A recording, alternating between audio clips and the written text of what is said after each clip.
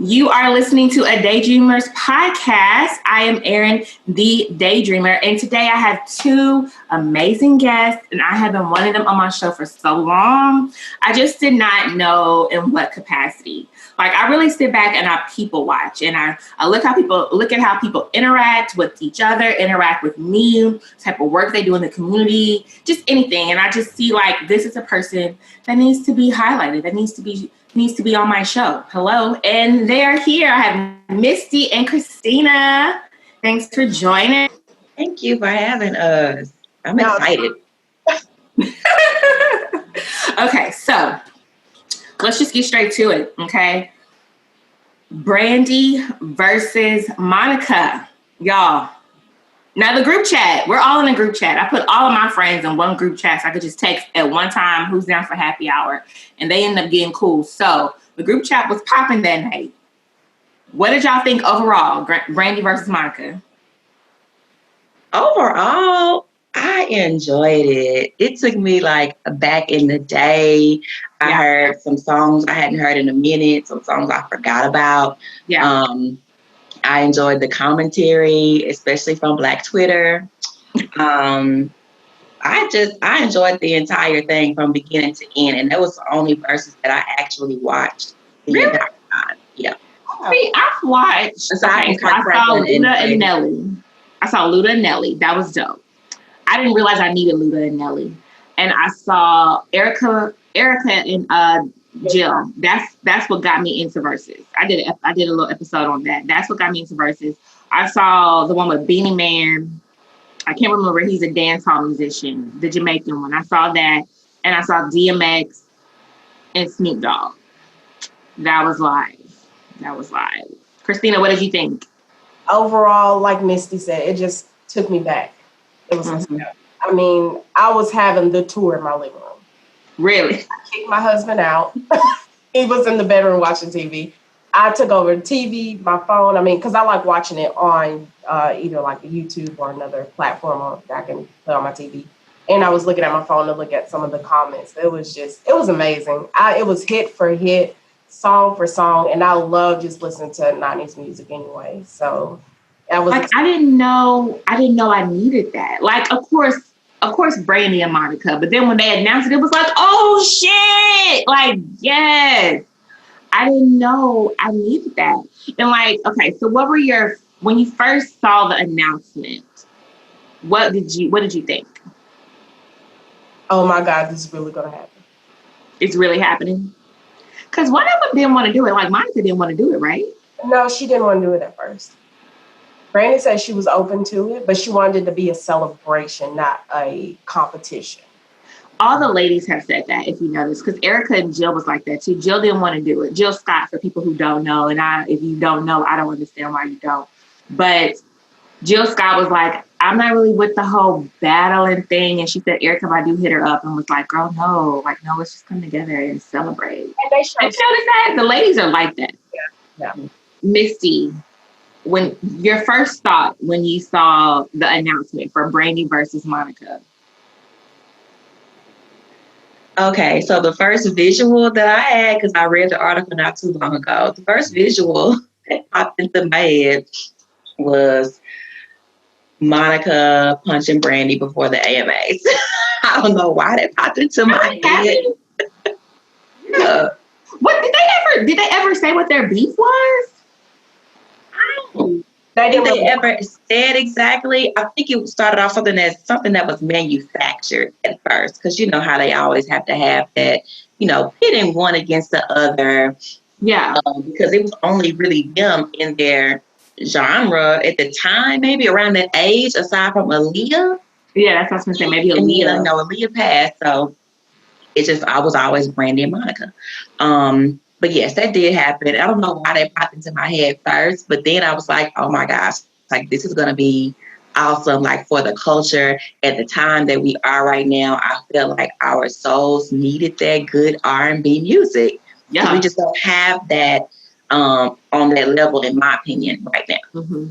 Mm-hmm. Girl, like I said before, when I first saw that announcement, I was like, yes. I need this. I need all of it, okay? All of it. what were your expectations? Like, were your expectations met? Did it, like what? I didn't really have any expectations for it, You to be just there for it. honest. Yeah, I was just there. I just wanted to hear the music because I'm just a lover of music. 90s is my favorite era ever.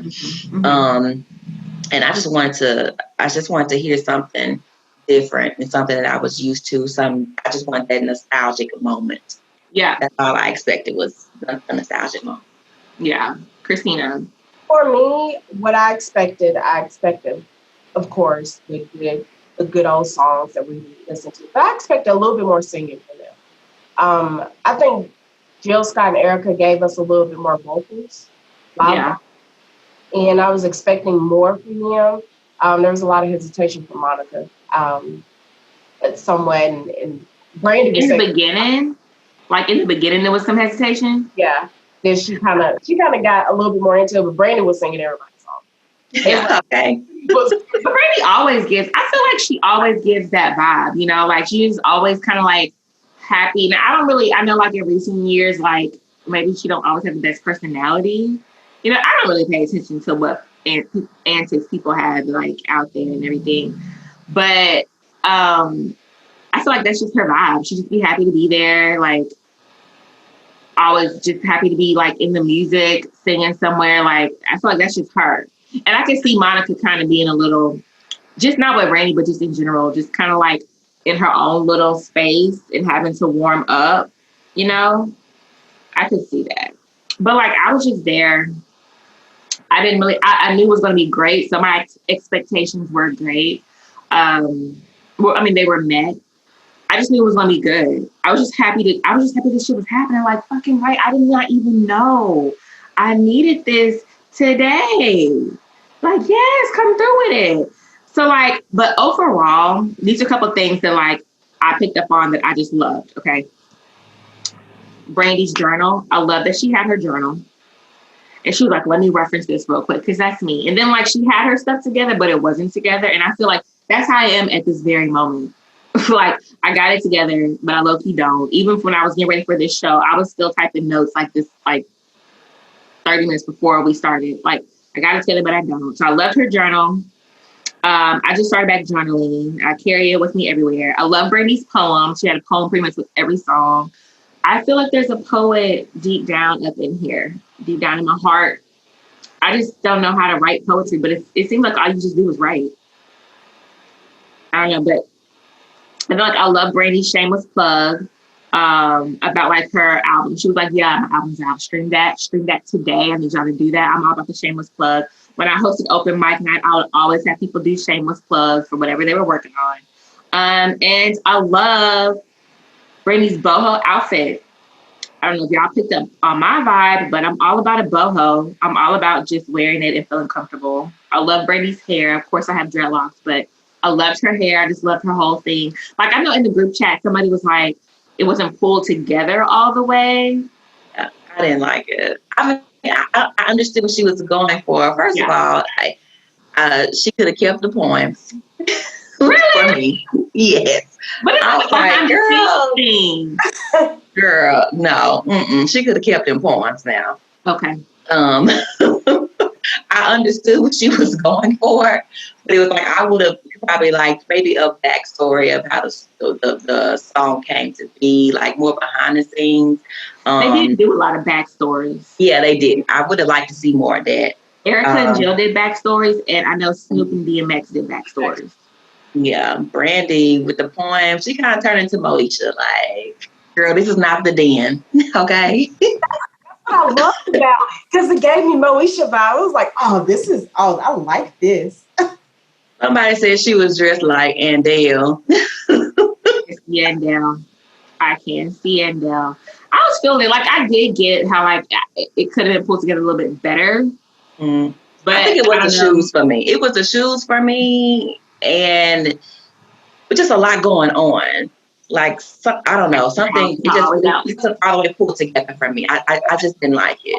Oh, we got a lot of stuff going on. I can't talk about nobody. You can't pull that more together with a white shirt and blue jeans.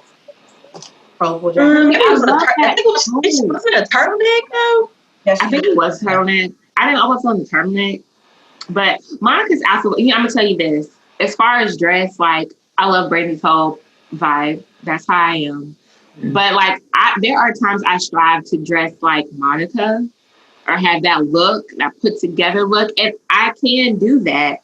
But at the same time, I can let these locks out. And I mean, I would bust a beret. I was busting berets like all last fall. You know what I'm saying? But I was still giving some form of boho free spirit vibe with my with my beret. Yeah, I still love the boho look though. I knew she was going for her. Okay. What did y'all like overall? What did y'all notice? What did y'all like, didn't like? I know you already said something about, Brandy's outfit, but like overall, like what's something that you liked, stood out? To me, I enjoyed how they were giving each other their flowers. Like Monica was praising Brandy about her catalog and about what she's done, like as far as acting and singing and motherhood, and how Brandy was telling Monica how she enjoys her music and her vocals and her ranges, and it was just really cool to see them give each other their flowers right now for me. Yeah, I agree with that. Those moments of love where they were showering each other, I really enjoyed that. And I live for Brandy's vocal. Okay, I am a Brandy fan. I love Brandy. So the moments that she did, like sing live, I enjoyed that. Somebody was like, maybe it was the group chat or not. I didn't do a lot of watching recaps because I knew I was going to do one, and so I just didn't want to be influenced by anyone else's. But I think somebody was like, Monica is like a studio artist and Brandy is a live artist. I don't know if that was in a group chat or if I was talking to somebody about it. But I'm all for the vocals too.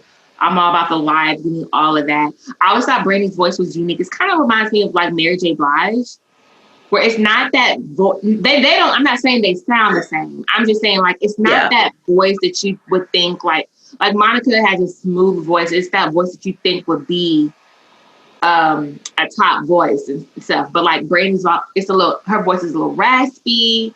Like Mary J. Blige is like that too. But I was all for the vocals. I felt like Monica could have done some more singing too, though. Girl, like get up in there. Yeah.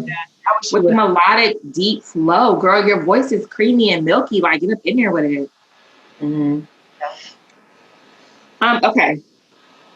So before, like, I know with Erica and Jill Scott versus I Did This, I didn't really do that with anybody else's. I was just there for the show with everybody else's. But for this, I did have some songs that I was like, she better play this or we're going to have some problems. Okay? So, Brandy had better have played Sitting Up in My Room. That is my favorite song. That is my favorite song. Like, I think when that song came out, that was on the Waiting to Exhale. Waiting to Exhale soundtrack. I was in elementary school, did not have a boyfriend, but I just got what she was saying, and I could just imagine myself in the video with her, dancing in the mirror, getting ready to see a boy that she really be feeling. And also, Murray from Clueless was in that video, and I was like, yes. Yeah. Yes, so she had to play that. That's my favorite song to this day. And of course, now like I think about my husband with that song.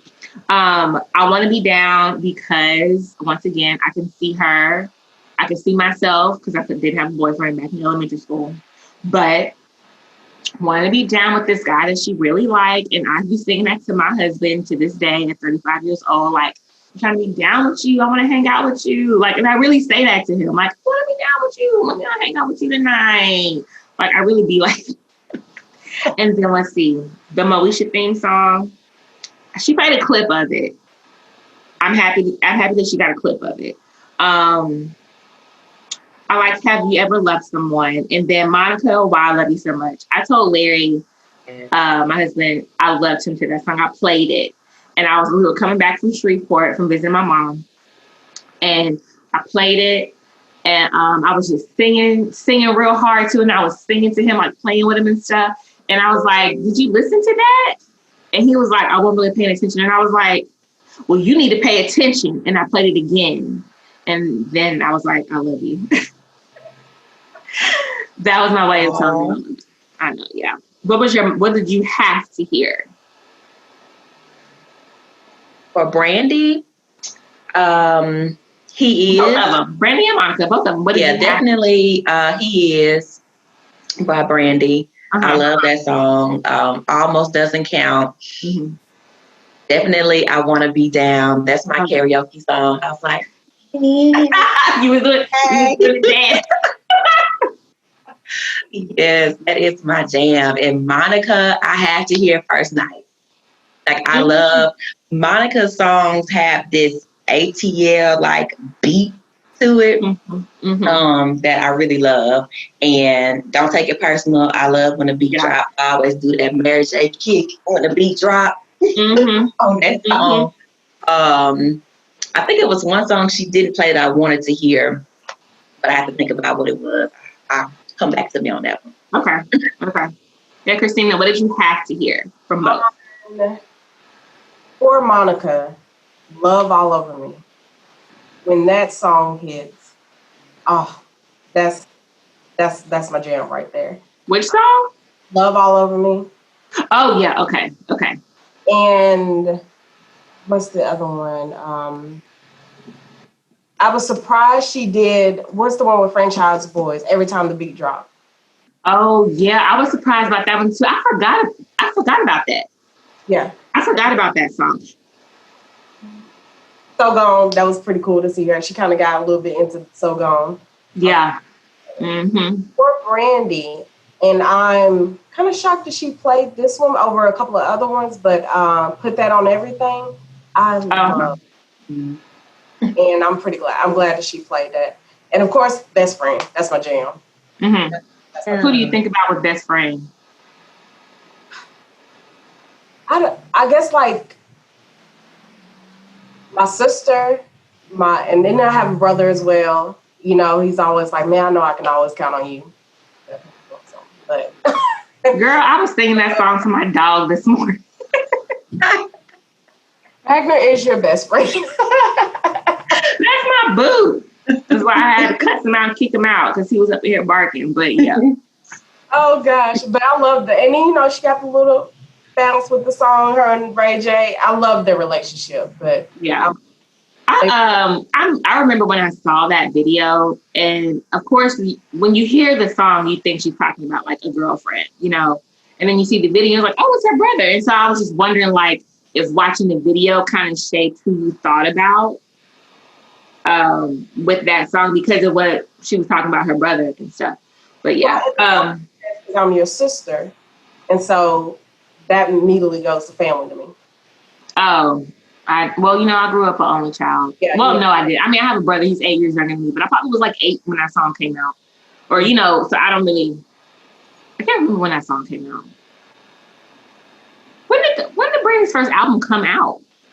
Google that real quick. Because I Want to Be Down was on her first album. Let's see. Like everybody's pulling out their phones.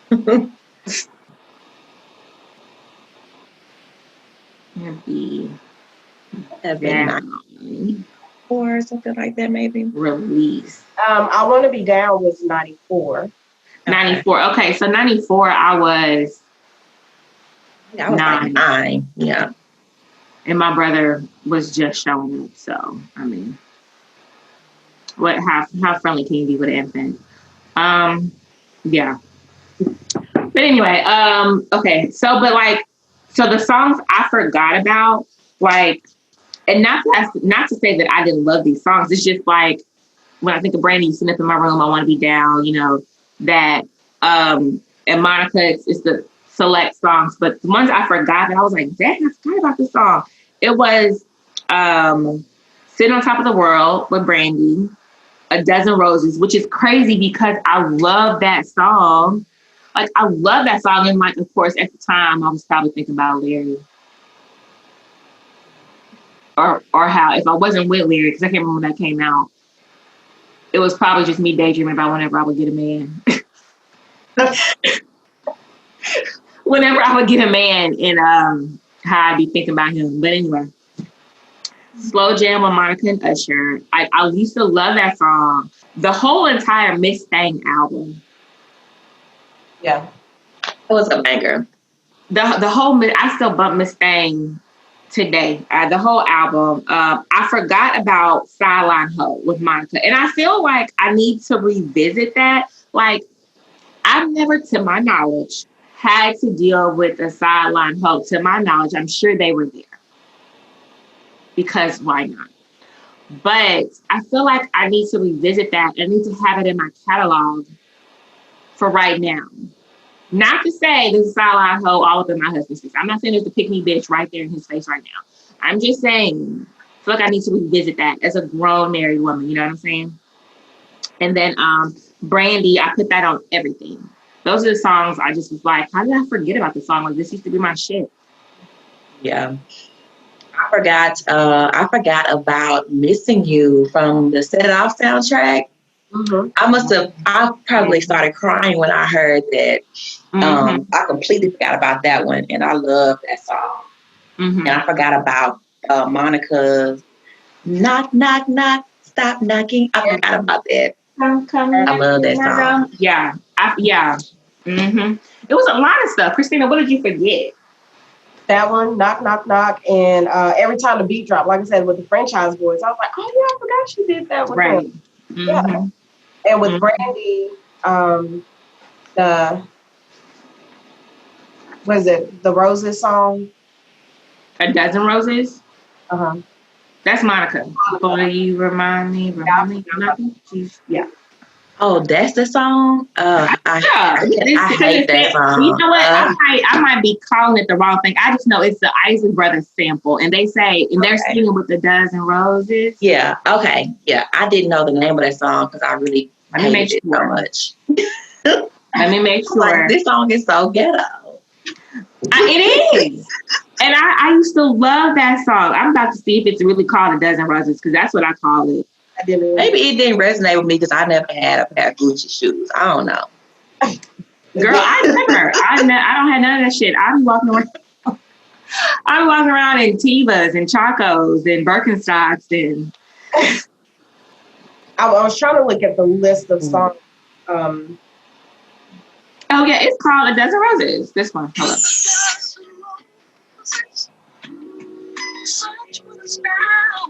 You know what I'm talking about?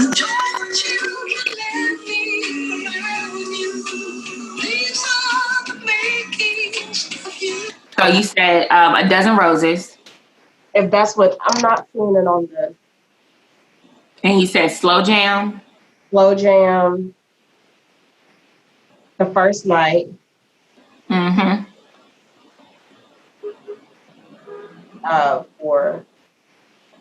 Commitment for Monica. That was. She was talking about what she needed is I need good sex and commitment. She was letting me know I need some fucking dick. I need it to be good, and I need you to be committed. So don't be slanging that dick nowhere else. Borderline, I didn't hear yet until the verses. Brandy's new song. Oh, I hadn't either. I'm gonna check out both of their new albums. Yeah, and I like that song. It's a good ballad. It reminds me of kind of old school Brandy. And you know what? Like, I get so stuck on what, like the old stuff. That I'm always like, I'm gonna just stick with the old stuff. I'm not really gonna check out the new music. The new music is cool. And so like, I'll get stuff like that. But I said, I'm gonna check out their new music. When she brought up Sideline Hoe, and then they did that little harmonizing with her. That was a cool part. Yeah, I totally forgot about Sideline Hoe. I did too, because they've been. I mean, I don't know if you feel this way, but I feel like people are trying to make it okay to have a side piece, like a side bitch, and or nigga, and what do you call it? Praise it or make it glorify it. That's the word I was looking for. And when she came out with that, it was like, no, this is not cool. You know, it's not cool. It was part of you may have had them once, but I got them all the time, Aaron. I remember Moke and Steph. Moke and Steph. Yeah. But now that you mention it though, it is kind of glorified and everything. And like, it's not, I don't know. I was taught that that's not the life you want. That's not the life I wanted. Yeah. And I don't want my husband to have nobody on the side. Like, I don't want that. And, you can easily be like, you know what? If he do all that, like, at least don't let it make it to our side of town. Don't let whatever you do out there come to my house. It's easy to do that because ignorance is bliss. Yeah, ignorance is bliss, but I don't want you doing it. And I don't want to be with nobody else. I don't want no side stuff. No. I'm too selfish. I want all of it. I want all of it. Mm-hmm. And it's like, no. Use a hoe, ma'am. Yeah, a hoe option. I used to be a sideline hoe back in the day. Now, I'm 33 right now. I'm talking about when I was like 17, 18, like 19, around that age. And I just didn't really care at that point. I didn't understand the magnitude of what I was doing. As I got older, and I'm like, I wouldn't want anyone to do that to me. And it's just not right, period. And why would I devalue myself in that way? Yeah. So with growth, I am no longer a sideline hoe. So please don't come for me when y'all listen to this. I was very young. Side chick before. I did not know I was, but it makes perfect sense. But I didn't know I was. But I'm not gonna call myself a hoe, but I was a side chick, and I didn't know that. And it was like this guy, he was much older than me, 12, 13 years older than me. I was young. And I was in college, but I was young, and he apparently was getting it all out of his system before he got married, and I got hooked. Like, he thought it would have been a good time. And, like, I would have been cool with a good time. I mean, I'm, like, 20, 21. Like, and also, like, I was also in college. And that's kind of how college is at times. Like, you had these situationships. You had this type of stuff. So, but he did things to make me like him. Like, after the first time we had sex, like, he had called me, like, the next day, like, in the morning. And was holding conversation. And I was like, okay. I was still asleep. But I realized he was calling me to talk because he needed to stay awake because we had stayed up all night. Like, we had stayed up all night. Like I said, I was young. So, and I was drunk. And we had a good time. So he was up all night. And so he needed to stay awake because he was at work. That's why he called me. I realized that so many years later. But yeah, like, you call me all the time, like checking in and shit. Like, you was college wasn't doing that. If it was what it was, they wasn't doing that. So he did things to make me like him. And then, like, I was like, oh, something's off about this. But I didn't know. I knew bullshit. I knew, like, my level of bullshit in the dudes I was fooling with. I didn't know you grown and you was engaged. And that's not just your baby mama. That's really the woman you engaged to. Y'all got a house together, 3 kids and a dog and shit. I didn't know that level of bullshit. She brought me to their house when it all blew up. She was like, you need to come to my house. You need closure. She brought me to their house. Whoa. Yeah. Anyway, but that's Silent Hill. Okay. So songs that hit different. And some of these songs, like, I feel like I need to revisit as an adult.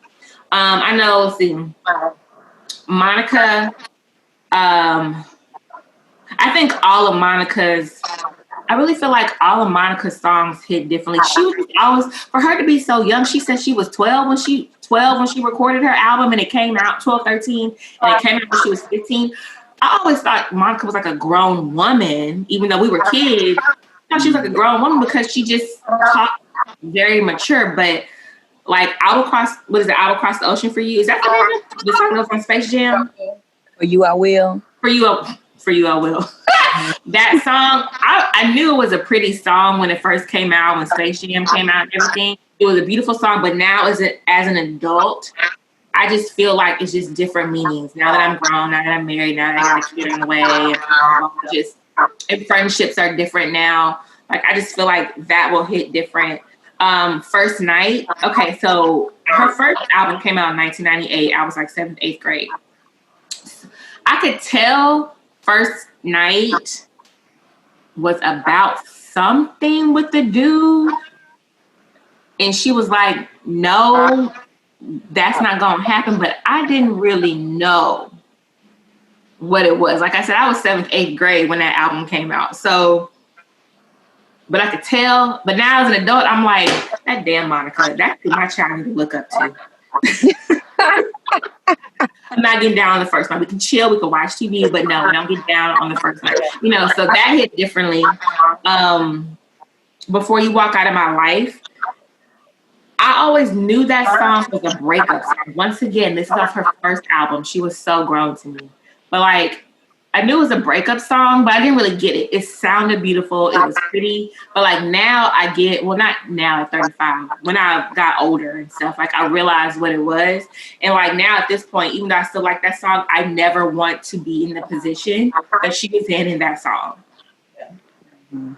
Yeah. And then like Brandy, Who Is She to You? I think I need to revisit that. And Have You Ever Loved Someone? Those two songs hit differently. Yeah, they say Monica, she sings songs like your 40-year-old auntie while she's sipping on some brown liquor. Like that. Yeah. She was always so grown and so mature. And when she said she was 12, I was like, what? Mm-hmm. Yes. Brandy's song, Have You Ever, it definitely hit me so different because as I was growing up, I was like, oh, you know, I can't wait to have, you know, somebody like that I dream about and all of this. And now that I'm older, I'm like, damn, like I still don't have that. Like I've never had those type of feelings for somebody at this age. And I'm 33, about to be 34 in November. So it kind of hit me in a way that was like a punch to my gut almost. But then I was like, you know, I mean, it'll happen when it happens. Yeah. Gotta remain hopeful. Yeah. And it's also like you don't want all that stress, worrying about some damn body and shit like that. But it's all good. I get what you're saying. And Almost Doesn't Count. That definitely hits different now. Because it's like you are in these relationships and people do things, but they don't really do it to the point that you expect it to be done. It's like you kind of did this right, but not really. So it just don't count. Like almost doesn't count, nigga. Right. Like I'm gonna need you to do it all. Did you do it or no? Mm-hmm. So yeah, almost doesn't count. And Have You Ever? Those hit me a little differently. Mm-hmm. For me, put that on everything. Like now that I listen to it, because when it first came out, I was like, oh, it's a beautiful ballad, you know. But now that I have a husband and how much love he's talking about, and he is, and her reference was, this is a reference to God. And that hit differently. It was just not about a man, but it's like, he is everything. Mm-hmm. That was that definitely hits different. On Monica's side, Love All Over You or Love All Over Me. Mm-hmm. And she said that she recorded that when she was pregnant.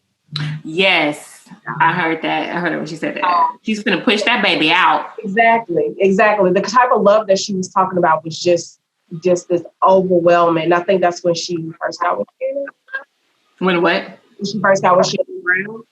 Shannon Brown. Oh, okay. So it's just like these love ballads. The love ballads definitely hit differently. And like, I think I always just like fast music. I like the beats and stuff like that. And so now, and like I said, I registered some of these ballads as being beautiful songs. And I can tell they have meaning and things. But like now that I'm older, it's like, I know where you was at. I know how you were feeling when you sang that. Yeah, I can tell. And I know Monica said like, her and Brandy were talking and Monica was like, I'm emotional. And she was like, a lot of her songs, that's why her songs kind of range from all over the place, because she things based on her emotion. Well, not based on her emotions, but like she's just emotional, and she puts all those emotions in her music. And I think that's the reason why I like her too, because I feel like I'm all over the place, and whatever I feel and how I feel, I say it or I show it in some type of way. Who said that? Brandy or Monica? Okay. Monica. She's like, she's emotional, and that's why like her songs are like that. She's just an emotional person. It was towards the end, I think, when she said it. I wish they would tour. Say what now? Say it again. I would love a tour. Yeah, a tour would be dope. I don't know. And like I kept seeing people say that like Monica, like Brandy was getting on Monica's nerves and stuff like that. Like I think they're two different people, and they probably are learning each other again. They haven't been around each other 8-9 years. Like two different personalities, basically. Like I didn't, because I looked for that. I saw only a couple of clips, a couple of minutes of it when it first aired. I'm trying to get to bed early because Mama need her rest these days. But like I went back and I watched it, and I was like, I don't see where Brandy. Maybe in the beginning, like might have been Brandy might have been trying too hard, or Monica just hasn't warmed up yet. But I was like, I don't really see like a clash or like them being forced. You know what I'm saying? Like you said, they're two way different personalities. They remind me of Bubbles and Buttercup. I don't know if y'all remember Powerpuff Girls. Yeah. And how Bubbles was like just really bubbly and all energetic and ready to go. Buttercup desperate. And Buttercup she was laid back. You know, she was like, okay, that's my sister. Okay. And that's what they both remind me of. I have a friend that kind of like Monica's vibe. And she's just laid back. That's just who she is. And she wasn't performing. Like they were performing and presenting, but it wasn't like a show. So she's going to have a different type of energy. But yeah, I get that. I totally get that. So something else I want to talk with you all about today, and I really feel like y'all will be able to really bring something to this topic in this conversation. I'm a Christian Baptist, so a higher power for me is God and Jesus Christ. I believe in the Holy Trinity, so God, Jesus Christ, the Holy Spirit. I believe that Jesus is the Son of God. He was born of Immaculate Conception. He died for our sins, rose again 3 days later. So when I speak of higher power, that's what I'm referring to. I know other people, I do have a listener, some listeners that are lukewarm with the religious and everything, and some people believe in the universe or whatever. That's fine. Believe what you want to believe in. But when I speak of higher power, I'm talking about God and Jesus Christ. But I do want to hit on letting go to a higher power. I tweeted, and I sent y'all the tweet. This was on August 22nd. It was a Saturday. It was 10:41 in the morning. I said, some insecurity / painful thoughts crept up on me on the elliptical this morning. I saw the rough mental road I was going down and remembered I had shit to do today. I gladly cried, and I threw all that shit at the Lord's feet. And I was like, Lord, come get all this bullshit from me today. Today will be a good day, and I won't let anything ruin that. My mental state has been off for a couple of weeks, and like I had been doing well up until that particular day. And I was like, and now some BS was to creep in on me. And in that moment on the elliptical, whatever was going on in my mind, I gave it to the Lord. And it took me a long time. I'm 35. It took me a long time. I was 30. I was 29.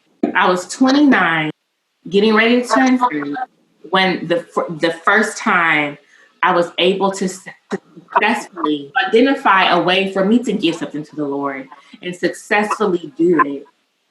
I picked it up a couple of times, but I was 29 when that happened. That's what we're taught in church. You give everything to the Lord. That's what he's there for. And in that experience, on that day, when I was on the elliptical, it stemmed from daddy issues. And I've expressed I have dad issues on the podcast before. Earlier show, I was talking about one of the reasons why I don't want to have children is because of my relationship or lack of relationship with my father. So it was some daddy issues that crept up on me, but it was like it really could have been a good thing. Like, my baby will not experience what I went through. My baby will not feel abandoned. My baby will know their father. They will know their father's family. Any of the things that I went through growing up. My baby will not be feeling like how I'm feeling at 35 on the elliptical, getting ready to have a breakdown because of some shit my dad did. And that man been gone since I was 15 years old. He's been called home to the Lord. When I turned 15, he had colon cancer. So, but it could have been a good thing to be like, my baby's not going to go through the stuff I went through. That's actually a good thing that you put things in order to put your child in a better position. So instead of being like happy, I was talking about it with hurt and pain on the elliptical, listening to Lil Kim. Hurt and pain came to me instead of joy and happiness. And at that moment, I was like, I saw where I was going. And I'm about to get emotional. But I saw where I was going. I was like, fuck that. Like, no, I'm not doing that shit. I don't want this shit in my body. I got to clean my house. I'm trying to have a good time with my husband today. I'm not going to let depression, anxiety, and all that shit get to me today. Like, Lord, come get this shit. And I gave it to him. And one of the things that when I posted about that, and within the Twitter post, in the caption, I'm cussing. And somebody was like, they were like, wait, can you cuss and call the Lord in the same sentence? Not judging, just asking for myself. And I said, yeah, I am. I don't know if there's legit rules written down somewhere, but I am. I was like, I'm coming in my time of need. And in my time of need, this is how I am. Ladies, when I shared that post, like, have y'all experienced anything like that? Did that post not trigger in a negative sense, but like, oh, I know what she's feeling. I know what she's talking about. So for me, when we were brought up in church, brought up in the Baptist culture, we were always taught, especially my grandmother, always taught to whatever you're going through, you give it to God. Yeah, baby, you can't do nothing about it. You're going to sit here, you're going to worry your little self, you're going to worry your heart. That's going to bring you down more than just doing what you can and then give it to God. That's all you can do. And I think that's one of the things, when I was raised that way, that's one of the things that makes me who I am today. I try not to worry about a lot of stuff. And I try not to dwell on things that are going on. Yes, I might have messed up. Yes, I might have did something I wasn't supposed to do. Yes, something happened in my household. But all I can do, say that was on me, or, that happened with that person, pray about it and go on. If you're going to pray about it, don't worry about it. If you're going to continue to worry about it, why are you praying? Why you even call him? He could be over there with somebody else handling something. You calling on him, you still over there worried about it. Right. One of the things that I looked up was anxiety in a man's heart. This comes from Proverbs 12:25.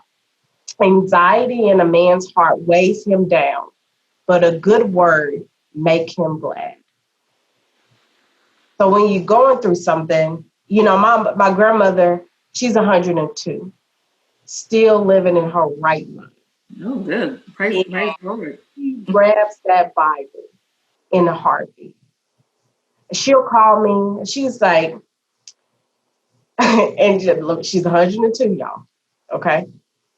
Nigga, I was worried about you. She'll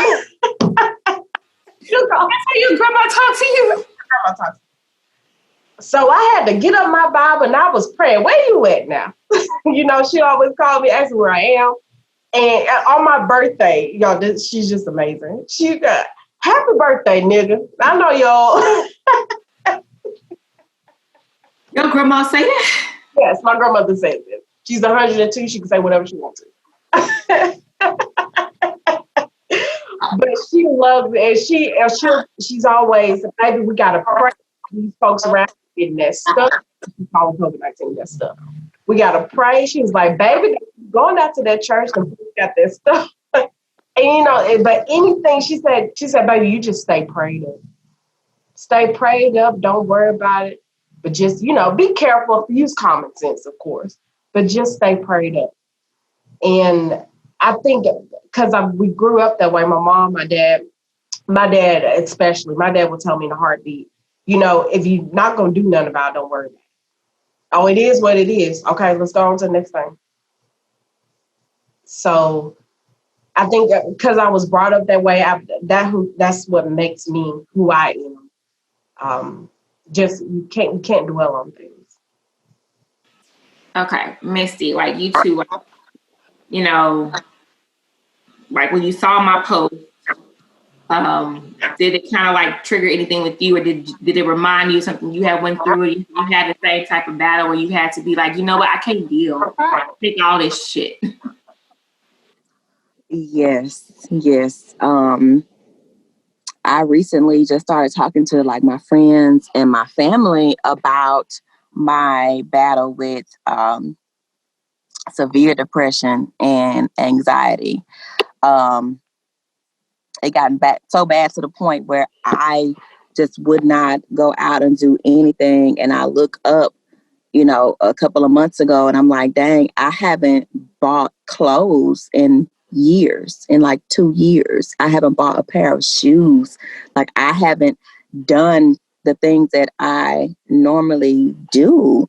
And I didn't even realize that I had gotten so far away from myself. But thank God for, the people who are in my life, like my family, my sister, my mom, my dad, and they see that. And my mom is always like, you need to get your ass out the house. I'm like, I'm good. I didn't realize that something was wrong with me. Like I knew how I felt, and I knew that it wasn't a normal feeling, I guess. But I feel like I had felt that way for so long that I just thought it was, what it was going to be. You thought it was normal. And last year, I went through something that I never could imagine that I would have gone through. And it took a real toll on me to the point that I found myself really heavy with like guilt and shame and not knowing what to do with it. And this year was the year that I did decide to give that to God, to what they say, let go and let God. Yeah. And I that song resonates with me so much when he says, as soon as I stop worrying about how the story ends and I let go and I let God, I was always worrying. I was always anxious, trying to figure out, well, what's next, or what do I need to be doing right now? And I dealt with or suffered with perfectionism. And this year, I like literally had to just give it all to God. And people were saying, this is the year 2020 vision. And I do believe that, but I feel like it's the year of 2020 vision of myself. Okay, so let me ask you this, Mystee. So you were talking about going through some things with perfectionism. Does that have to do with your school and career? Because you just got your doctorate and you're like, what, 31? 33. Oh, 33. Okay. But I mean, like, does that have to do with like school and stuff? Because like I said, you just got your doctorate, you're working. No, I think that it was just something that I've always dealt with. Like I've always kind of felt deep down inside that I wasn't good enough. And growing up, people would tell you all these things like, oh, you're smart, you're beautiful, you're this and this and that. But deep down inside, like I never felt that about myself. And that's what I realized this year. Like I never felt good about Mystee, even with all of this stuff going on the outside. And a lot of reasons, the only reason a lot of that stuff was really going on with me doing this and this and that is because I felt that way. And I felt that if I did this, then I would be, so happy and something would be different. Mm-hmm. I would feel different. But it was a problem within. Like I could do all the things in the world, I could become a billionaire. That's why I understand what people who are, rich and who may have been given, everything growing up, but it's just something that's missing. That's when I really had to search within and really start working on my relationship with God, because I grew up in church. I grew up singing. My family, we still have a prayer line every Saturday morning at 7:00. We call in no matter where we are in the world, and we do that. So I grew up in that type of family, but it's like I never really got to know God for myself. Because even when you start going to church, you're kind of thrown into it. And wherever that church you're in, wherever they're starting at, whatever the sermon starts at, nobody starts you from the beginning. You kind of have to go through it yourself.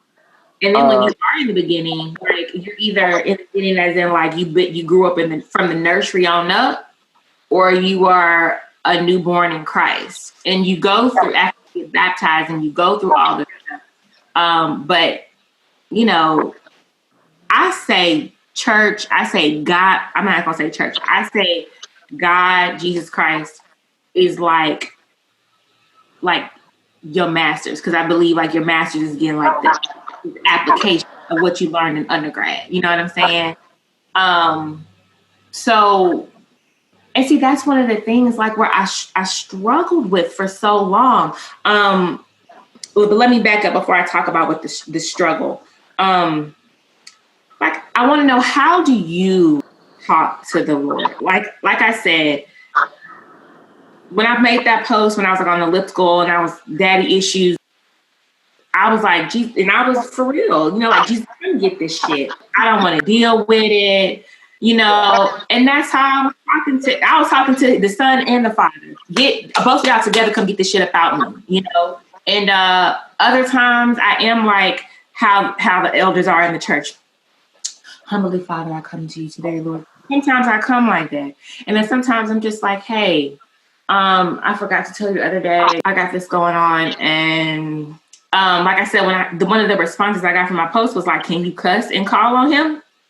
Hell yeah, I do, because like I said, that's how I am at that particular moment in this particular environment. But I wanted to know, like, when you call on him to relieve you of whatever, or to take whatever burden, or even if it's something good, we always say, we always talk about letting go when it's something negative. It could be something good too. Like, I got everything that's going right in my life, Lord. Just take it. Yep. I'm just going to follow you. I'm just going to follow you, float in the wind. Just take it, Lord. Keep it fresh. Keep it good. So it's not always bad, but like, how do you talk to him? I used to, and that was a thing with the perfectionist thing too. I used to feel like, oh, well, I'm not talking to God right. Like, I'm not doing this correctly. But now I'm just like, God, look, your girl is right good today. I don't know what's going on, God, but I pray that, you will soften my heart and, help me to understand or whatever. I just talk to him like I'm talking to my homeboy, because at this point, that's how I want it to be. And that's me in my most natural form. So that's and how my thing is like, he made me. Right. He created me. And I am stressed the fuck out right now, Jesus. Yo shit. And I told him that I'm going to tell you a story of how I came to, what led me to my breaking point to finally give over something. And it got to do with my husband. When he wasn't my husband and was acting like he was never going to be my husband. But I was just like, your child is getting on my fucking nerve. I can't deal with his ass. You was praying like Safari on Flavor of Love. I tell you, when we get to that part, I'm going to let you know how it was. And you're going to know exactly. But Christina, let me know, how do you talk to your higher power? I know you said God is your higher power. How do you talk to him when you call? Well, first and foremost, we all have a personal relationship with God. He knows his children. He knows who we are. He knows what we're about to do. He knows what was on our mind. And I come to ask, Lord, Jesus, my brother, you know how your sister is. I need you, or I need to come to you And sometimes I'm not a good sleeper. My mind goes throughout the night. Like I have to take drugs to go to sleep.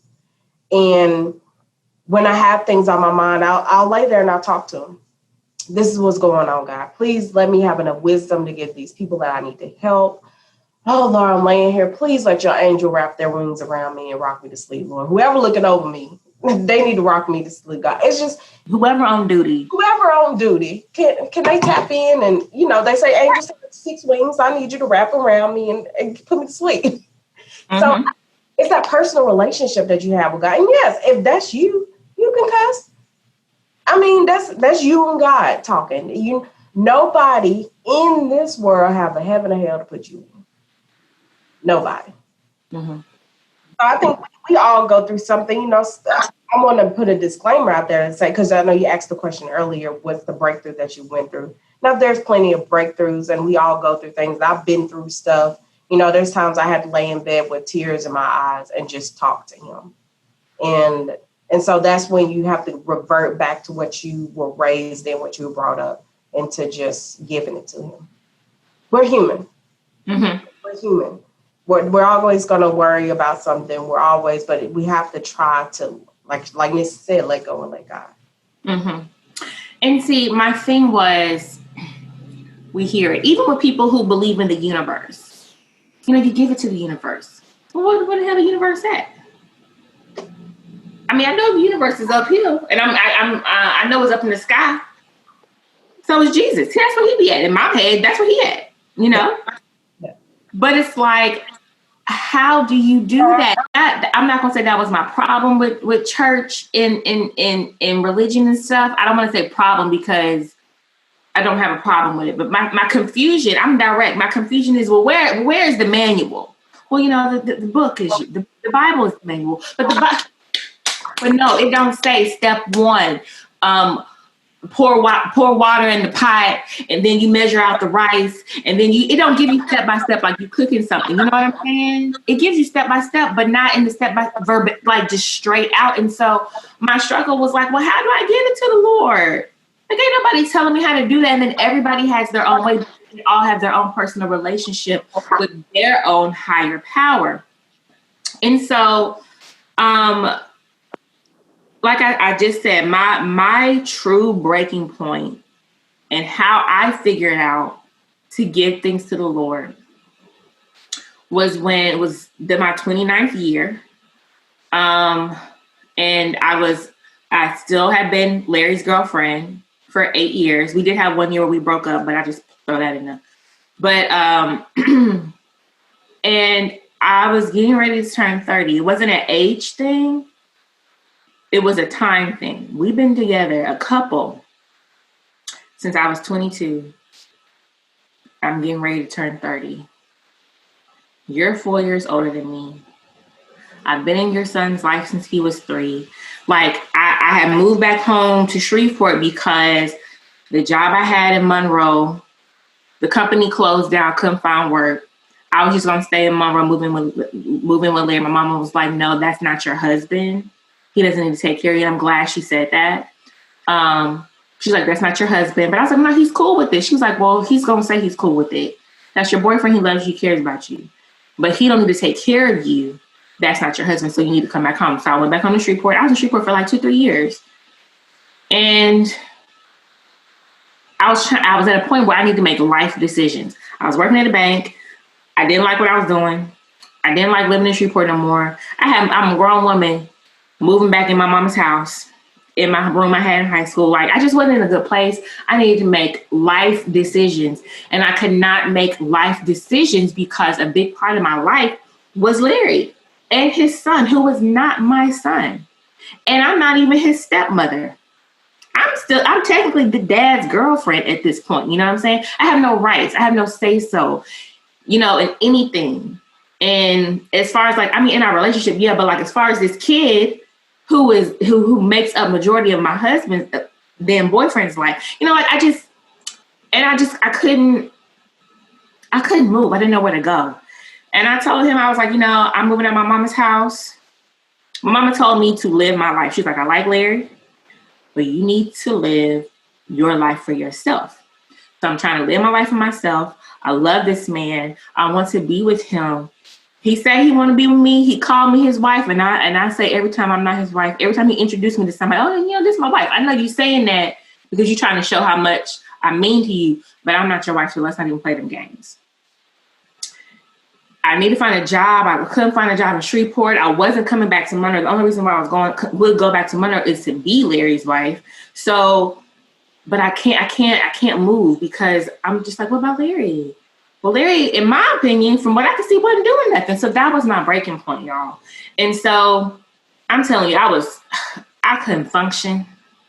And I did not say to this man every time we talked, are we going to get married? I told him like a couple of times, because I'm not going to make you do something you don't want to do. But I had made up in my mind that if this does not happen within my 30th year, I'm going to have to leave him. I'm going to move out of my mother's house. I'm back on my feet. I'm moving out of my mother's house into my own place in Shreveport, or I'm going out of state, out of town, something. But for me to make those life decisions, and at the time, that was the hardest life decision I ever had to make, I had to give it to the Lord. Well, how the fuck do I do that? I've been stressing out for months behind this shit, and I just couldn't take it no more. And I literally, I just broke down one day. I was just crying. And the only thing I could do was, I was so in my head. So in my head, I'm a daydreamer, y'all. I didn't mistakenly call my podcast a daydreamer's podcast. I really be in my head. And I was just visualizing myself. And I'm going to take it back to Waiting to Exhale. When Bernadette's husband left her, that's Angela Bassett's character. And she gets to pulling shit out that closet. And she was in a rage, and she throw that shit in the car, and she light that bitch on fire. And she was all, get your shit, get your shit. That's how I was in my head talking to the Lord. Exactly. I visualized it. Now I couldn't be at my mama's house tossing up her house. And I'm not gonna ruin my stuff because of this man. Because, I'm not saying he didn't love me and this and that, But you're not communicating with me, so I don't know what the fuck. I don't even know what I'm waiting for. You say for a ring? Let me know what I'm waiting for. You know what I'm saying? Let me know. But anyway, that's who I was. Erin Gladney at the time had turned into Bernadette from Waiting to Exhale, and she was hollering at the Lord, get your shit and get out. And that's what I was doing. I was grabbing everything. Larry, my job, Nicholas, I love his big-headed self, but I threw his ass out too in my head, and I threw him at the Lord's feet, and I torched it. And the Lord's feet. I'm not, it sounds crazy, but that's what I did to give it to the Lord. And I had to mentally burn it at the Lord's feet so I could not pick it back up. Every time a thought would come into my head, every time I had a conversation with Larry about our future, and it wasn't often because I'm not going to make you do something you don't want to do. Every time I look for a job and I started getting worried and sad and my stomach started hurting up, nope, mentally went back to Waiting to Exhale, went back to Bernadette, threw that shit out. Lord, get this shit, threw it at his feet. I'm pitching shit, knocking Jesus all in his face with with fastballs, all that shit. And that's how I gave it to the Lord. And after that, each time I was ready. Once I got in a groove, I was so ready to throw some shit at him. Get this goddamn customers in my fucking face. Get these customers. I can't. They ask me for their balance one more time. I'm sick of this shit. Look, y'all laughing at me. For everybody that's listening to this, Christina and Mystee are on mute, but they laughing at me. But I'm for real. I was just ready. I felt so much better just to give the Lord all this bullshit out here so they can leave me alone. I can just be at peace, have a peace of mind. Y'all feel me? You can come off mute now. Yeah. I'm sorry. It took so long to get out, but that's what it was, because they don't tell you how. And the Lord talks to me in my dream, and that's how it was. I think there are so many lessons that, and like you said, it's not an issue per se. Well, no, let me just keep on, honey. It's an issue for me with the church sometimes, or church people, they don't tell you practical solutions or practical ways to do things. You could tell me, to go to the Bible. First of all, I'm already having a hard time getting through that. Like the thines, this, thus shall do it, all of that. Like, dang, like, what are you saying? I have to get a new Bible. I have to get a Message Bible. Just tell me in plain English what you're saying here. But it's just the practical application of the Bible that you don't really get. So you kind of have to learn on your own. And for me, when I gave it to God, it took a lot because I'm I deal with being controlling and trying to figure out everything on my own. And I know that God brings us to this point where you just like, well, shit, I just can't take it no more. I don't know what else to do. So that's what I'm doing. I'm giving it to God. I had to give the perfectionism over to God, my guilt and shame. And in doing so, God taught me how to show myself some grace. Mm-hmm. And how to show myself, love, and just loving on me and seeing myself through his eyes, which I didn't before. And it's still hard for me today because I'm always like, I never realized how bad I talk to myself. But how did you do it? Did you do like a daily release? No, like I just was sitting on my couch. I was just sitting on my couch. I believe I had just had maybe a mimosa or two. And that was what it was. I just sat on my couch and I just gave it over. And then I went and I sought, wise counsel. So my mom and my aunties and, people who have lived life longer than me to help me get through this time and to give me scripture and to help me to understand. But yeah, I just was right there on my couch by myself. And that's how I did it. I thought I would be all crying and bent over and listening to some worship music, but no, I was just there by myself. Mm-hmm. I was in my bedroom in my mama's house and I had the door closed. Ain't no telling what I look like as I visualized myself being Bernadine. Oh, God. Torching my then boyfriend, his son, and everything else that was bothering me. That was the best scene from Wait to Exhale. That was the most iconic. It was real. Iconic. Christina, lay it on me. Like, how do you let go? That's a good question. I guess being with myself and just having that mental breakdown, and my mental breakdown is crying. It's tears. That's how I break down. I have to open up and something like James said, crying is like taking your soul to the laundromat. It's okay for a man to cry, it's okay to cry. It's like taking your soul to the laundromat. I really believe that. And that's kind of how I lay it at his feet. It's like, I don't know how to deal with this. I need you to take this. And I'm going to get it out of my system now so I can stop worrying about it. I'm a crier. And people, I think, with like dealing with depression and anxiety, sometimes my family doesn't really know what to do with me. So I definitely cry. I'm an emotional Scorpio. I cry all the time. And I think it's even more so now because I went so long, like just not wanting to feel anything. And because of that, I started drinking alcohol really heavily. And probably, I think the first time I met you, Aaron, I was probably like 5-6 sheets to the wind, maybe 8-10. I don't know. I think we met at my first podcast birthday. Mm-hmm. Is that when we met? No, wait, no, I think it was Jelena's birthday. Yeah. Traps, maybe they had like a wine or something. I am a crier, and I love what you said, what Life said, because that's so true. It does help to just cleanse you, and I don't think there's anything wrong with crying at all. I'm definitely a crier, and I'm hoping that the things that I'm going through now will help me to be a better mother. Because sometimes I think about that. Like, I don't have kids yet.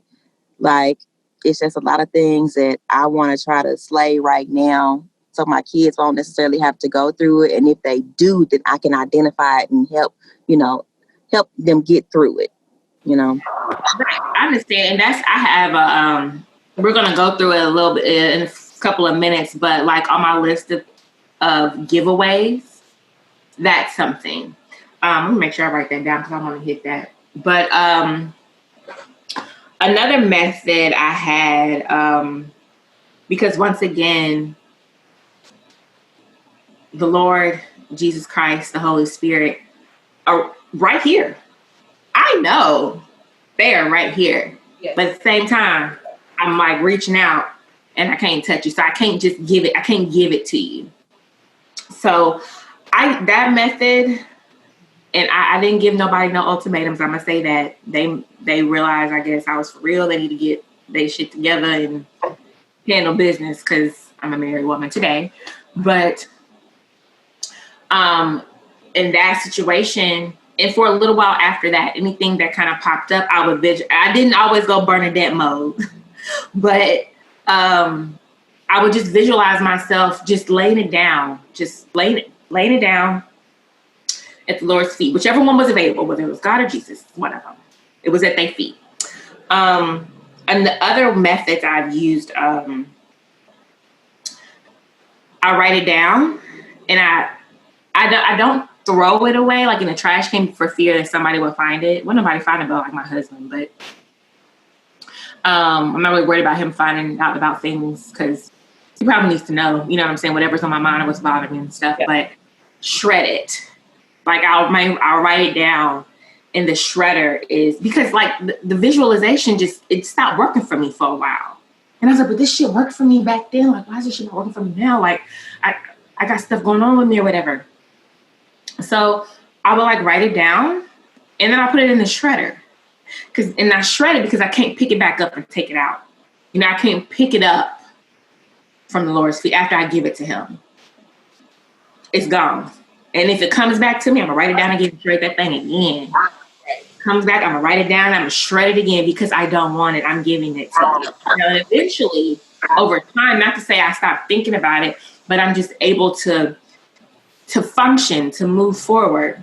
Most recently, the method I used the other day when I was on the elliptical, like I said, I made that post on August 22nd. Y'all seen Harry Potter? No. Mystee, you haven't seen Harry Potter, but Christina, you've seen Harry Potter. Yeah. Well, if you've seen Harry Potter, there's a part like Dumbledore, like when they take the memories out of people's heads. Christina, you remember that? Uh-huh. I think it's Dumbledore, and he has like either his wand or something, but like you can see him pulling the memory, pulling the memory out of whoever's head and putting it in like the memory jar. In a sense, that's kind of what I did that day. It just came to me in my head. I wasn't thinking Dumbledore and Harry Potter when it happened, but it just came to me. All the stuff was in my head and all the stuff was in my heart. And so I'm on the elliptical, which is I hope my mama don't hear this because it's not safe. But I take my hands off the elliptical. I'm still going at a slow pace. I'm getting ready to cry because I'm filled with hurt and pain instead of joy and happiness. And like I said, all the stuff is in my heart. And so I just started pulling like I'm pulling strings out of my chest. And I go to my head. It's my heart and my head at the same time. I'm just like, no, I don't want this. No, I don't want it. And like, I'm literally, and I feel it. This sounds so weird, but it's like, I can feel it like it's a string, like it's gum that you're pulling off like your shoe or something. Like and I feel it now as I'm demonstrating this. Like I can feel myself pulling whatever's on my head this morning that I don't know is there is coming out, and I'm releasing it up because that's where I feel like Lord Jesus Christ is. So that's what I did on the elliptical. And after I did that and I realized what I was doing, I was like, huh. And so now I'm just on the elliptical, jigging, pulling shit out my chest. Lil' Kim's still going. And I'm just pulling it out until I just felt better. And that was me releasing it. So I guess like things change and stuff, and that needed to change because I needed to get it away from me. Like, girl, give whatever. And I realized I need to go to therapy. I did go to therapy a couple of months ago. I'm gonna keep going over some other stuff. But girl, don't trip off this. Your baby will be blessed. Girl, pass that baby around up there to the man who made the baby. Don't do that. I just felt so much better. So lately now, if you just happen to see me anywhere out, grocery store, work, and you just see me pulling at my chest or my head, I'm releasing it to him. Like you're talking yourself through it. Talking yourself through it with a little physical movement. And that's your process. Right. It feels like when your sinus finally clear up and you just blow your nose and just drop them out. And it's like, woo, yes. Ooh, girl. Just clear out that whole cavity. It's so gross. It's real. And that's how I felt. I just feel like this whole cavity is just being clear. Now, every time I blow my nose, I'm going to think about Aaron releasing. Yeah, just get it out. Just get it out. Just quit slipping it back up there. You need it out of you. Okay?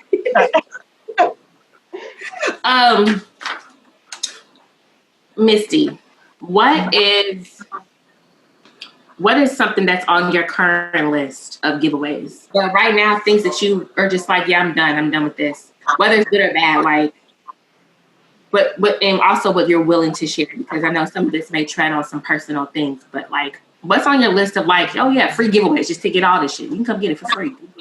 Get 2 of them. Let me think about that some more. Go to Christina and then come back to me. Okay. On your list of just like surefire, get 2, get 3, whatever, free giveaways. I think we kind of touched on this earlier about people asking, oh, we ain't going to have a baby. We ain't going to have a baby. And I don't want that to be something on my mind all the time. I want that to just naturally happen. You know, right. God let it happen in his time. I mean, not like I'm practicing not to have one, but no, we ain't never gonna stop. You know, it's just and let it happen in his time. So I think that's kind of something that we kind of touched on earlier. I'm looking at some of the examples. Insecurities. That's a good one. Giving it to him. I think we as women, especially women that grew up during our time, and then a lot of things are coming out on social media, like where we're supposed to be right now in our lives. You know, you're supposed to be married. You're supposed to have this high-powered career. You're supposed to have like 6 kids by now. And it's in this pressure that we were under a lot when we were in the 90s. You know, in the 90s, how we figured out life was there's a sequence of steps. It wasn't like a lot of the younger millennials and Generation Z are now like, oh, I can go out there and make my own money. Oh, I don't have to work a 9 to 5. Oh, I don't have to, be in this sequence. I say we're stuck in between. Because we're the same age. We're 35. We're born in 1980. Mm-hmm. We're stuck in between the full way of doing things versus this, girl, let me get this YouTube popping. Right. Exactly. Because it's with the career, we were taught you go in that career and you do the best of your ability and you climb that ladder. But like for the younger ones, like, I ain't got to go to work every day. We're like, what? Yes, you do. And but we kind of I think the 90s kids are the best group of people that can adapt to anything. We are so quick to adapt. We came from dial-up internet to just picking this up. But we 90s kids. Like we grew up in the 90s because grew up in the 90s. Not born, grew up in the 90s. Okay. First grade was 1991. Right. So I think that we have adapted to having creating our own lives, creating our own boundaries, creating our own. I've had to give that to the Lord because, and I have a list of giveaways that's on it too because I just feel like I'm all over the place. And I've said this in previous episodes. I have friends that have a straight, a clear path my friend that's a pilot. You know, I had Candace Nice on. She's an attorney. You know, some things are kind of clear cut. Christina, you work with small businesses and stuff. You know, it seems like it's kind of clear cut. Yeah. I always feel like I'm all over the place. So it's like I've had to give that up. I still give it to him. That's one of your part of your sequences that you have to say, okay, God, this is for you to figure out, to help me figure out later. Mine was children. Because in my mind, like we grew up, I have to get my career in order first before I have to. Right. I have to get, that was on my mind. You know, it was the KISSING, first come love, then come marriage. And I didn't want the baby carriage right now. I wanted the name on the door. And ain't nothing wrong with that. You know, so that's those insecurities and those that what people expect from you, those expectations from other people. Okay. What is Mystee? Why you got that look on your face? I was thinking about the expectations of others. I would have to say my plans, straight up, because I've gone into things without even I guess consulting God and just I'm just going to do this. I'm going to do that. I'm going to do that, which my doctoral degree, that was one of those things. Guilty. I'm so I'm going to take care of this. Guilty. Yeah. So my plans, knowing that that's something that doesn't even align with my personality. I'm not an in the office type of person at all. So just my plans, I'm giving that up. I don't know what's next. Everybody been asking me. I don't know. Shit, stop asking me. I'm trying to figure it out myself. That's okay. And I'm also giving up.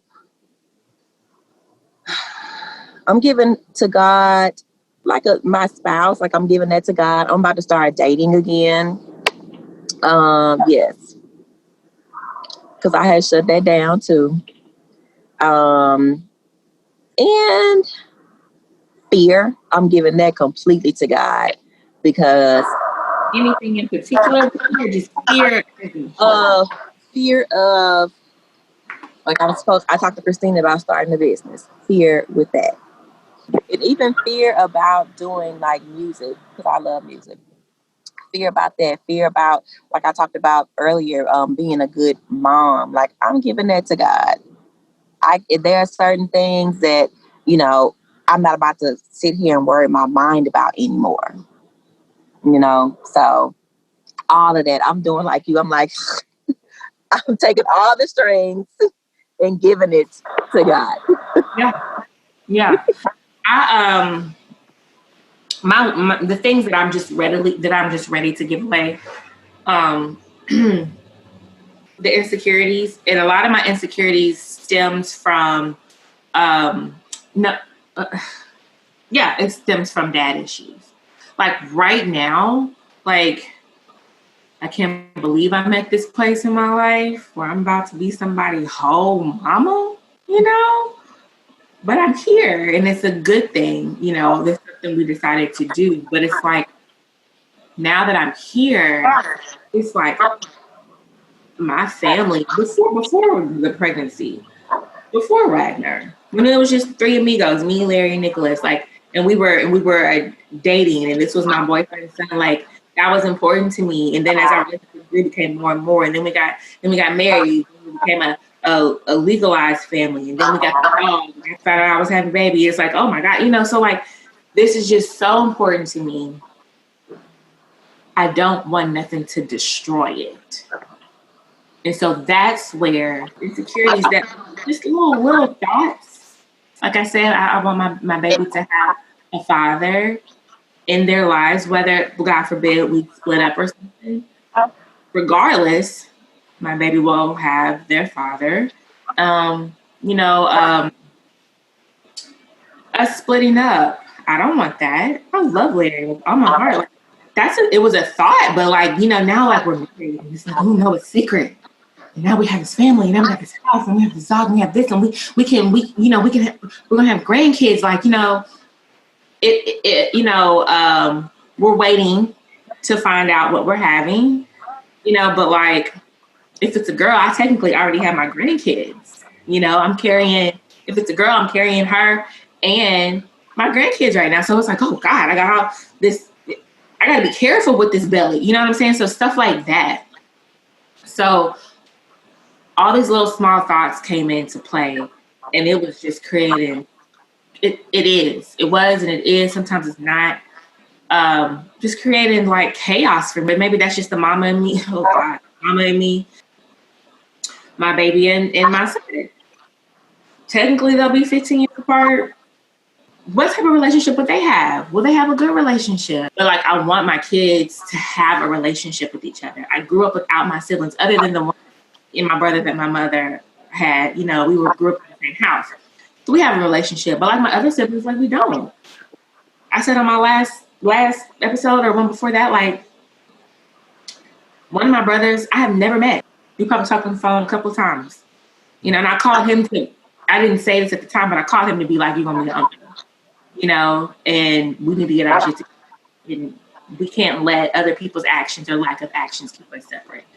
So, and then even like Mary and Nicholas, like, I want them to have a good relationship. Like, we're going to be 16 in a couple months.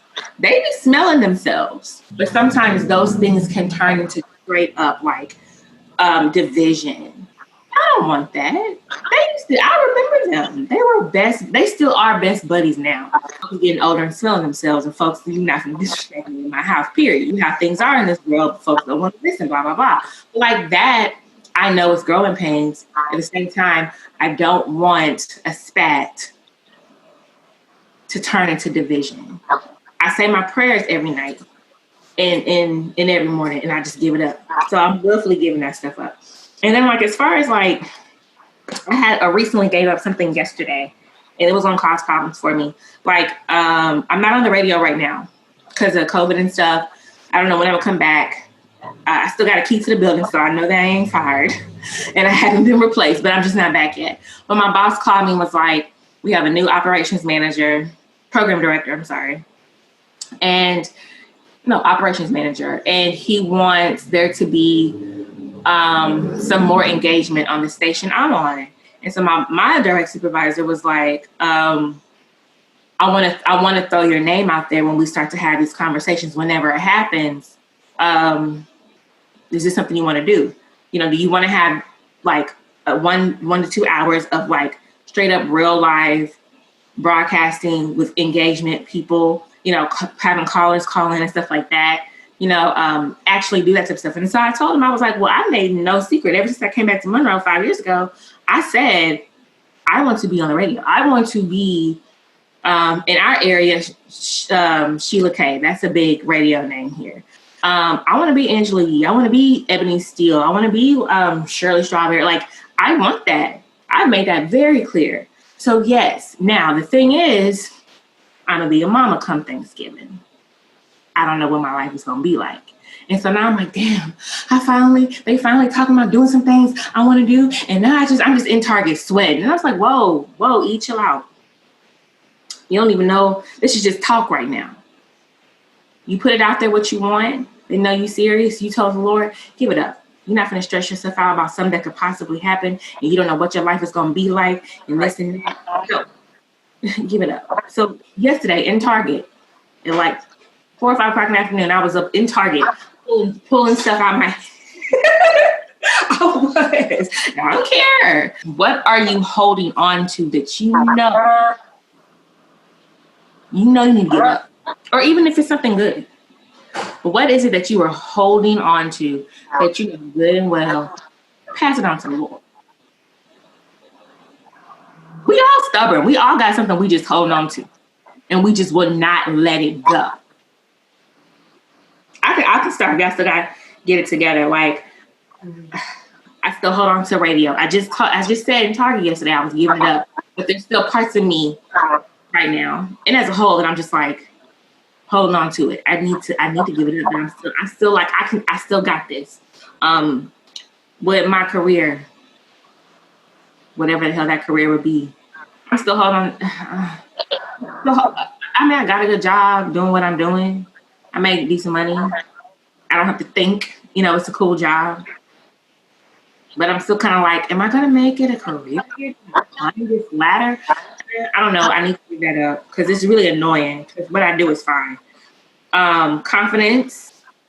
I know I may come off as this totally confident, eclectic, eccentric chick. No, not all the time. No, my confidence isn't always there, especially my creative endeavors. Even with like these pots y'all see around me, like I just be playing around. But like a lot of people, I know it's not gonna be everybody's taste, but like the people who like them, they're like, Aaron, I like your painted pots. Like, let me know when you make some more so I can buy them. I have more confidence in the stuff that you do. I just said I knew I needed to go to therapy in regards to my dad issues, but I haven't gone yet. Nope. I'm still having mental breakdowns in the garage on the elliptical because it's me. So it's like, Aaron, let it go. I'm just being stubborn. Still thinking I can be fine. No, I need to let it go. Yeah, I need to let go of a past relationship that broke me in ways that I didn't know I could be broken and didn't even realize I was broken. Why are you holding on to it? Don't even know. Honestly, I really don't know. Mm-hmm. I need to explore that in therapy for sure. Holding on to this notion that I am going to be this mega music sensation. Secretly, I feel like this. So I need to let that go. Because I work from 7:30 to 5, Monday through Thursday, and 7:30 to 11:30 on Friday. It's probably not going to happen. I'm not even doing music. I'm not singing. I'm not actively doing anything that would even put me on that level. So I need to let it go out of my head. You sang at one of my open mic nights. Yeah. And I'm trying to figure out if I should let go of my ex right now or if I should try to work things out. I do miss him now. And he's a good man. I don't know if I need to let that go yet.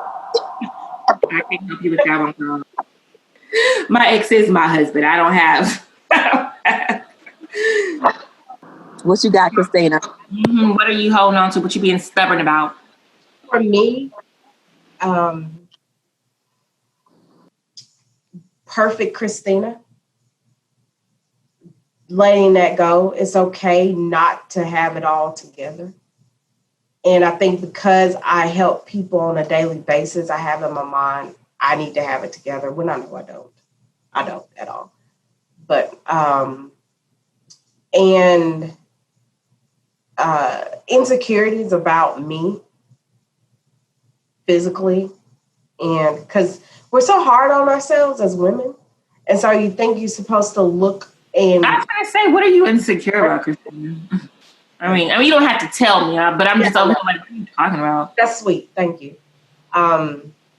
But just have, because you know how somebody will compliment you on something, you be like, oh, girl, this is old, or girl, please, I'm just not bloated today. You know, it's like, just take the compliment. Just say thank you. I appreciate that. So I think those are two big things for me. Holding on to. Yeah, the same thing for me, the perfectionism thing. Especially with working with students and you trying to be a role model for them. I'm still like, shit, I don't even have my own shit together like that. So I can't really tell you, right. I'm going to try. But yeah, it's definitely that perfectionism thing. Oh, man. That's a battle. Mm. I don't think I strive for perfectionism. I don't think I hear both of y'all talking about that. I'm just like, never heard of it. I mean, like the having your life together thing, like, yeah, because we all have I remember being like, girl, being young, being like 25 is like older. And then I got to 30 and realized, girl, you're supposed to fuck up on your 20s. Honestly, I feel like you're not going to have your shit together until you're 40. Mm-hmm. Honestly. Yeah. And then really when we get to 40, you're going to be like, you know what, 50. I honestly feel that way. I wanted to say one more thing. Yeah, go ahead. I need to let go of that I didn't, I don't think I mentioned it earlier, but just letting go of the notion that I'll arrive like to this magical place where everything is going to be fine. Like it's never going to happen, sis. Like it's just not going to happen. And that's something that I definitely need to give it up. Yeah. I know I had that thing with my career. I came back to Monroe and then I ended up getting a job that I thought was like gonna be it. And like just from there I'd be able to like move differently and not stay in that same position, but just like, I'd be able to go different places and career wise and this and that shit didn't happen. That was my thing. Like I was moving with like it's just gonna fall into place for me. Things just gonna happen for me. And I had to be like, Erin, you gotta stop letting things happen to you. Be proactive. Don't just let this happen. You dictate as much as you can, you dictate what happens to you, Um was there something that I already went through what was really stressful for me when I had my Angela Bassett moment, Bernadette moment from Waiting to Exhale. That was my thing that really, I hate to say, didn't break me to build me, but that's what really led me to being able to truly lean on the Lord, who is my higher power. But the outcome was, of course, positive.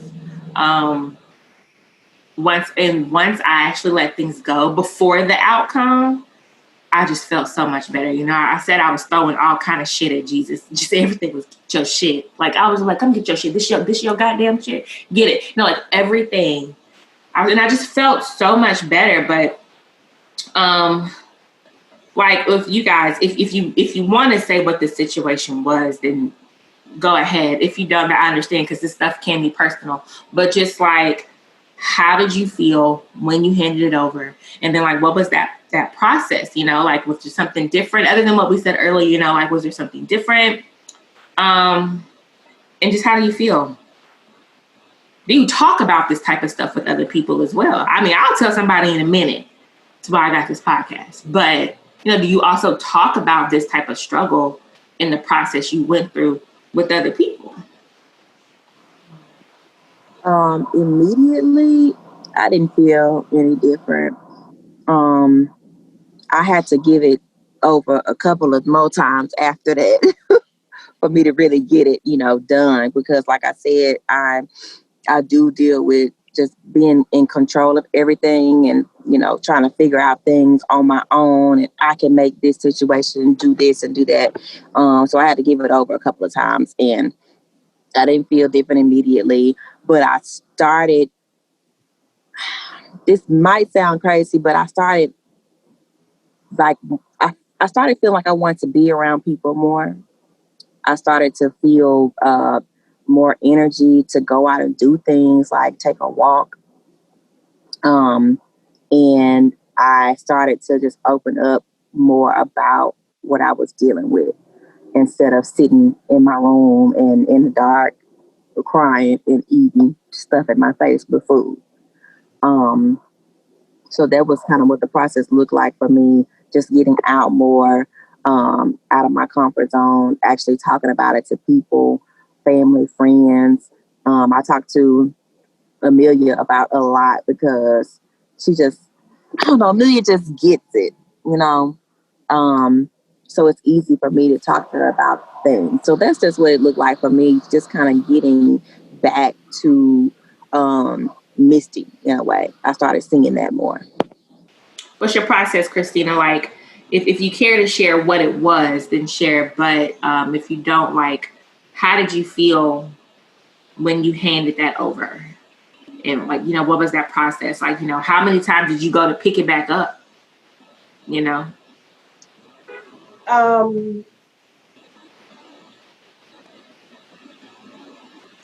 I would have to say that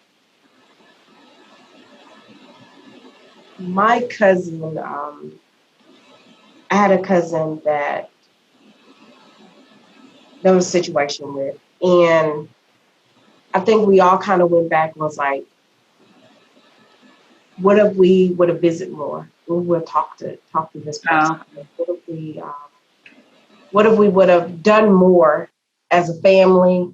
And it kind of hit home. It did hit home really hard and it was kind of unbelievable.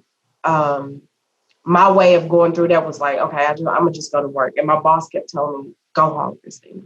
You don't need to be. And I remember breaking down to God. I'm getting emotional thinking about it. That's all right. Let it. I mean, that's fine. You know how many times I cried and got drunk on this show before? Y'all, the thing was, I remember this is when R and I had got our first place together, and I was cooking catfish. You and your husband. Yes. You and your husband. Okay. And I was cooking catfish. I'm sitting here, filleting the fish, and I just bust out in tears. And it came to me that this is only something that God can get us through. No, there's nothing else you could have done. There's nothing, this was something that he had to go through himself. And that's when it really hit, like, hey, my family is not as, put together as I thought. Everything around me is not as perfect as I want it to be. That's a harsh reality. It is. It was a harsh reality for me. Mm-hmm. Seeing things for seeing your family for people, mm-hmm. not your cousin, or not your mama or not your auntie, like seeing them as people. Right. That is hard. They're real people going, no matter how much it seems like they got it together. And this is for anybody that got it together and everything's a straight line. And, with that side of my family, it seems like everything's together, but, sometimes it's not. And being okay with not being in control of it. Yeah. Mm-hmm. That was a harsh reality. Mm-hmm. When you gave it up, when you gave up everything that was going on in that situation, like, what was the outcome? Like, was it like immediate relief? Like, with me, it was some immediate relief. Mystee said that it took her a couple of times.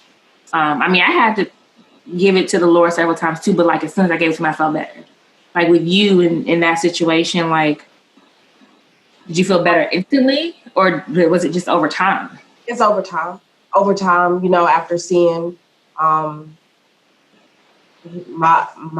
his siblings, and after, every time I see them, it kind of comes back, and his parents, and it's over time, because I can see where there's that emptiness. Mm-hmm. There's something needs to be there, and it's gone. Mm-hmm. So it's over time. Mm-hmm. Okay, well, I know we kind of got serious and things like that, but I just felt like I wanted to share. And when we were all in the group chat talking about Monica and Brandy and stuff, like, I was like, these girls right here, I feel like they got something to share. And I just, I feel like when people go through something, or when they hear other people going through stuff, it's like, well, damn, I'm not alone. Or that's how they do it. Let me try it out this way. You know what I'm saying? So, I hope everyone got something out of that. I hope you guys got something out of us talking about that today. But this is just an issue I felt like needed to be discussed. Yeah. You have to bring me back maybe next year. I have my cases ongoing, so I can't really talk about it right now. Mm-hmm. Yeah. I enjoyed this. This is really therapeutic. Just kind of I never really kind of sat and thought about some of these questions that you asked, Aaron. It was reflective. Mm-hmm. Yeah. And I had to, this type of stuff is on my mind all the time. I don't know if that's a good thing or a bad thing, but it's on my mind all the time. That's a good thing. I think it's a good thing. I was talking to when I was in therapy, I was telling her, like, I said, I'm a daydreamer. I think it's because, like, I grew up away from family and didn't have siblings until I was 8. And, I lived on a different side of town than my friends and stuff, so I was by myself. So I was always daydreaming. I was playing with imaginary friends, this and that. I said, but the thing is like, it's not always good, because my thoughts, like, I was talking to the therapist and I was like, I woke up with whatever was bothering me. I woke up, boom, there it is. I wake up, I was having insomnia because I'm just now in my 3rd trimester. I'm having insomnia, so I'm up sometimes 1 to 3 hours in the night. My husband sleep, my dog sleep, and I'm just staring into space. And every bad image thought. It just comes. And she was like, yeah. And I was telling her that. She was like, yeah, well, sometimes like when you're a daydreamer, it's all like good. And she's like, it can turn. I said, yes, you understand me. That's exactly. I was like, yeah. I just take a turn sometimes. And it's like, how can I even get here? What? But anyway, any last thoughts though? Good, bad. It could be Brandy, Monica. It could be about, whatever. Any last thoughts? Oh, I would really like for you to do another brunch. Okay. Whenever we can go outside safely and gather without, all the extra stuff going on. I enjoyed that brunch. That brunch was so good for my soul. I was like, we should do this like once a month and have like maybe a dinner or like a topic or something, like a dinner party. That was fun. I had, like after and Mystee's talking about my birthday brunch for my podcast when my podcast turned 1. And that was also a celebration because that was my grandmother passed away the day I recorded my first episode. And then like by the time I published it, it was her birthday. So during that time period, it was always like a little celebration and stuff. I had a brunch just to be like, my baby turned 1 and we're celebrating our grandmother's today. And a lot of people were like, Erin, when are we going to do brunch again? And I was like, oh, we can do it anytime. Just holler at me. But I guess people was like wanting me to get it together. Or my friend Keisha, when she was getting ready to have her baby, like, her last night before she became a mom, just had people at the house. We just had drinks. And because, we could drink and food and stuff. And they were like, Erin, you should do that again. And I was like, okay. I'm starting to think I should like be I don't know, like not an event planner. Maybe, I don't know. I just always tend to bring people together. I always want to do stuff, and people always have a good time at my functions. Yeah. Where did we go to last time? Where we go last time for my birthday? Yeah, was that your birthday? And I made everybody wear Daisy Dukes. Yes, it was Dukes and cowboy boots. And people were like, I don't have those. Boots, whatever type of boots. Just put on some little short shorts and some boots. Let's do. Let's go get daydream. Curating moments that could be like captured on camera, like Daisy Dukes and boots. That's like Housewives of Atlanta thing. Like they'll be like, let's do this, and y'all come, here at this time, and the cameras will be rolling, and they just capture all this magic. Don't get me started. My husband don't care. As long as they bring in money, he won't care. Christina, any last thoughts, girl? Anything? Go out there and be you. Forget what everybody else say. That's my last thoughts.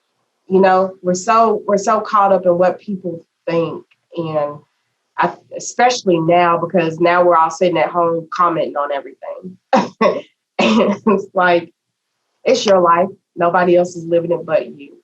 Nobody else is having that relationship with God but you. You're the only one when you die, is you're gonna be alone. So go out there and be you. Okay. Well, normally I have have a retweet that I share with everybody, but we did a lot of talking today. I just want to say, everybody, thanks for tuning in and listening to A Daydreamers podcast. Definitely hit me up on my social media at Love Erin AD. I'm everywhere. Definitely follow the podcast on social everywhere. Like I said, we do have a Pinterest. Ladies, tell the Daydreamers where they can find you on social. Am I muted? Oh, sorry. I am on Facebook, Mystee Burrell, I believe. Yeah, I'm usually deactivated from all social media, but I'm on Facebook right now, Mystee Burrell, on Instagram, also mystifying. I am on Facebook, Christina Bobo Davis, and Snapchat, Entertainer. Yes, that's my sorority name from Tau Beta Sigma. Shout out to all my band geeks. Entertainer 318. It's my Snapchat. Once again, you guys, y'all can stream the podcast on all major streaming services, including YouTube. If you're a visual person, definitely check out the YouTube. You get all the facial expressions, all the hand gestures, all the neck turns, everything, all the dreads swinging. Okay. Also, Mama's got to pay bills. If y'all want to send some donations, send a donation. I'll shout you out. Find me on Cash App. Love Erin AD. Okay. In the meantime, you guys enjoy the rest of your day. And ladies, thanks y'all for tuning in. Thank you.